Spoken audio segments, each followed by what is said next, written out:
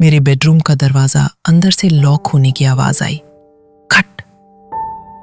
मेरे सामने साहिल खड़ा था, वही 20-21 साल का लड़का जो अभी 10 मिनट पहले मेरा लैपटॉप ठीक करने आया था।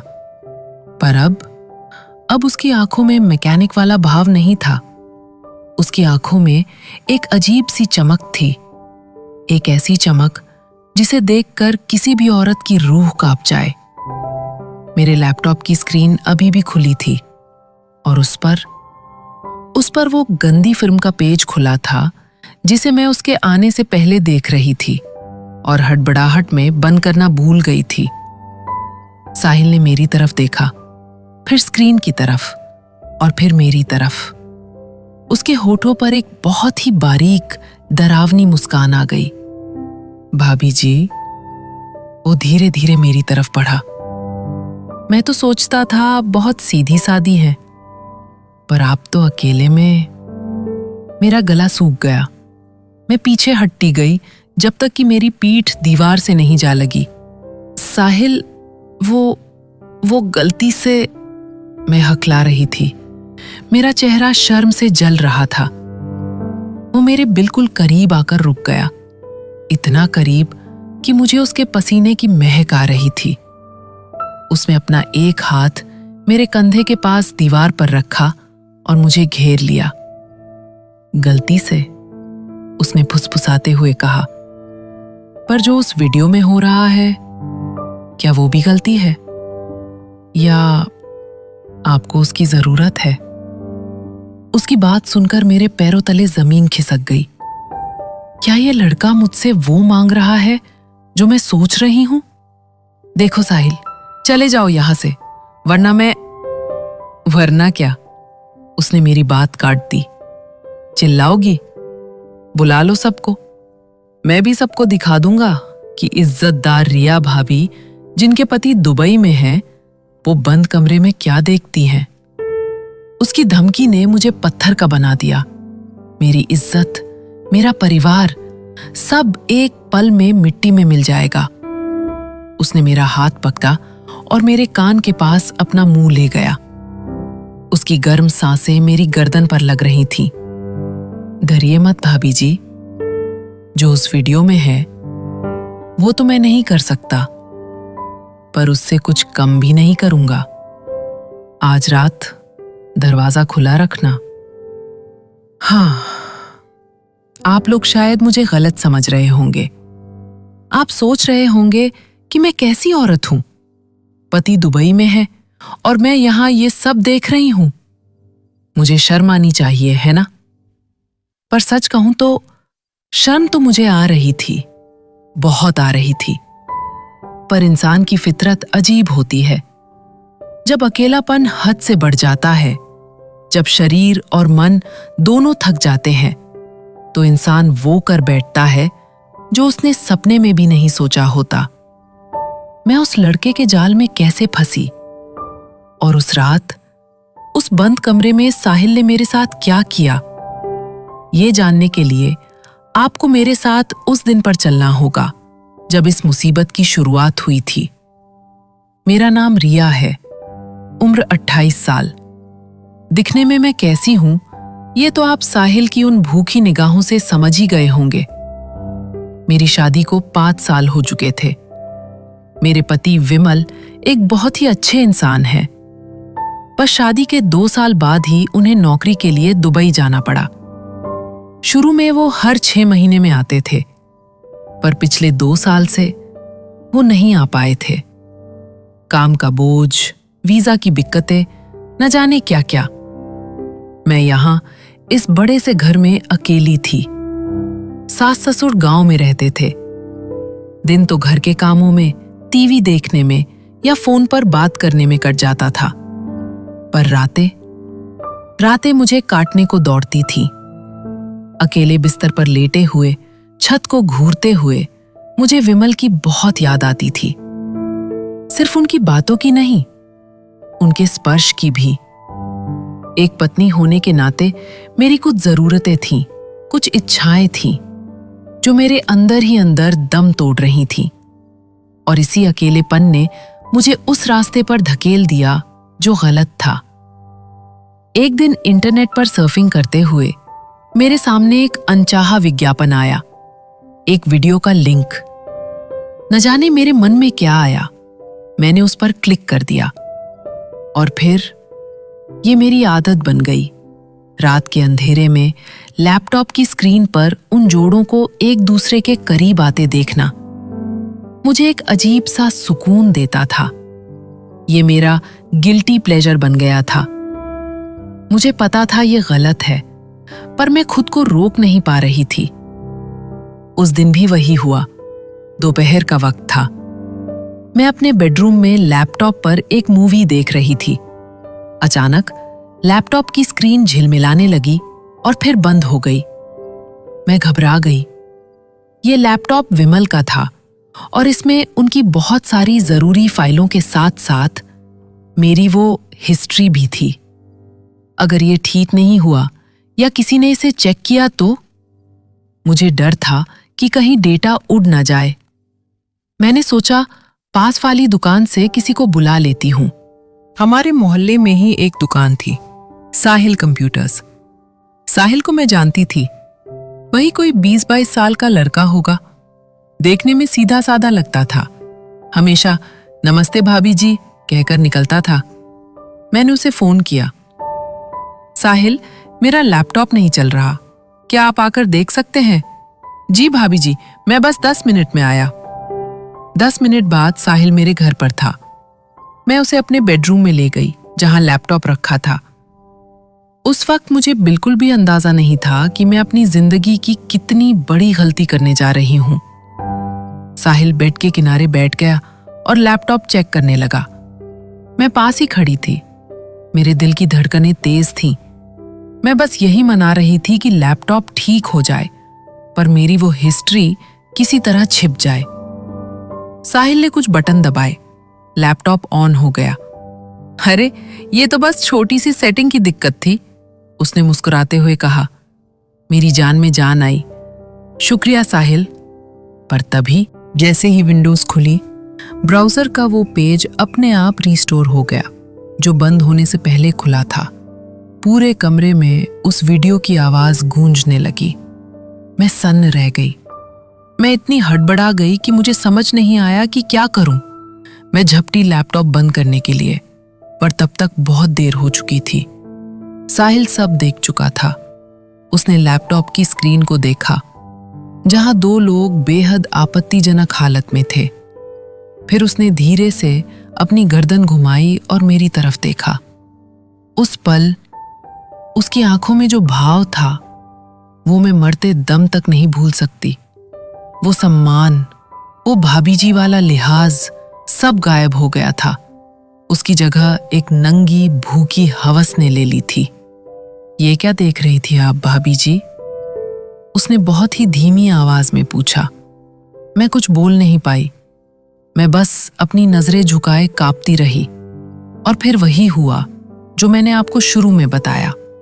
उसने दरवाजा लॉक किया, मुझे धमकाया और मेरे शरीर को अपनी गंदी नजरों से नापा। जब वो जाने लगा तो उसने पलट कर कहा, याद रखना भाभी जी, आज रात अगर दरवाजा नहीं खुला तो कल सुबह ये वीडियो आपके पति के व्हाट्सएप पर होगा। मैंने अपने फोन से रिकॉर्डिंग कर ली है कि आपके लैपटॉप में क्या चल रहा था। वो चला गया और मुझे एक जिंदा लाश बनाकर छोड़ गया। मैं वहीं जमीन पर बैठकर फूट फूट कर रोने लगी। मेरी एक गलती, मेरे अकेलेपन के एक पल ने मुझे कहां लाकर खड़ा कर दिया था। मैं एक ब्लैकमेलर के जाल में फंस गई थी। अगर विमल को पता चला तो वो क्या सोचेंगे? मेरा घर टूट जाएगा। समाज में मेरी क्या इज्जत रह जाएगी? शाम हुई, फिर रात। हर गुजरते पल के साथ मेरा डर बढ़ता जा रहा था। क्या मैं पुलिस को फोन करूं? पर पुलिस क्या कहेगी कि एक औरत गंदी फिल्में देख रही थी? समाज तो उल्टा मुझ पर ही थूकेगा। रात के 10 बज गए। पूरा मोहल्ला शांत हो चुका था। मेरे घर के बाहर सन्नाटा था, पर मेरे अंदर एक तूफान चल रहा था। तभी मेरे फोन पर एक मैसेज आया। साहिल का था। मैं आ रहा हूं, दरवाजा खुला रखना। मेरे हाथ से फोन छूट गया। अब कोई रास्ता नहीं था। मुझे अपनी इज्जत बचाने के लिए अपनी इज्जत को ही दांव पर लगाना था। मैंने भारी कदमों से जाकर मुख्य दरवाजा धीरे से खोल दिया, बस इतना कि वो बिना आवाज किए अंदर आ सके। और फिर मैं अपने बेडरूम में आकर बेड के कोने पर बैठ गई, अंधेरे में। 5 मिनट बाद मुझे कदमों की आहट सुनाई दी। वो आ गया था। उसने बेडरूम का दरवाजा धीरे से बंद किया और कुंडी लगा दी। कमरे में घना अंधेरा था। मैं उसे देख नहीं सकती थी, पर मैं उसे महसूस कर सकती थी। उसकी मौजूदगी किसी जहरीले धुएं की तरह कमरे में फैल गई थी। लाइट क्यों बंद है भाभी जी? क्या शर्म आ रही है? उसकी आवाज मेरे बिल्कुल करीब से आई। मैं कुछ नहीं बोली। मेरे आंसू बह रहे थे। कोई बात नहीं, उसने कहा। अंधेरे का अपना ही मजा है। उसने मेरे बेड पर बैठने की आवाज की। गद्दा उसके वजन से दब गया। मैं सिकुड़ कर और पीछे हो गई। पास आइए, उसने हुक्म दिया। दोस्तों, उस पल मुझे लगा कि मेरी आत्मा मर चुकी है। मैं एक कठपुतली बन गई थी। मैं ना चाहते हुए भी डर के मारे उसकी तरफ खिसकी। मेरा पूरा शरीर कांप रहा था। मुझे लगा कि अब वो मुझे छुएगा, अब वो अपनी गंदी हरकतें शुरू करेगा। अगर आप मेरी इस मजबूरी, इस डर को महसूस कर पा रहे हैं, तो प्लीज इस कहानी को 8 लाइक जरूर कर दें। आपका 8 लाइक मुझे ये एहसास दिलाएगा कि इस बुरे वक्त में मैं अकेली नहीं हूं। आप सब मेरे साथ हैं। मैंने अपनी आंखें कसकर बंद कर ली। मैं इंतजार कर रही थी उस स्पर्श का जिससे मुझे घिन आ रही थी। पर 1 मिनट बीत गया, 2 मिनट बीत गए। उसने मुझे छुआ नहीं। तभी मुझे एक अजीब सी आवाज सुनाई दी। खट खट खट। ये आवाज, ये तो कीबोर्ड की आवाज थी। मैंने हैरान होकर अपनी आंखें खोली। कमरे में अभी भी अंधेरा था। बस लैपटॉप की स्क्रीन की हल्की सी नीली रोशनी साहिल के चेहरे पर पड़ रही थी। वो मेरे करीब नहीं था। वो बेड के दूसरे कोने पर बैठा था और अपने घुटनों पर मेरा लैपटॉप रखकर बहुत तेजी से कुछ टाइप कर रहा था। उसका ध्यान मुझ पर था ही नहीं।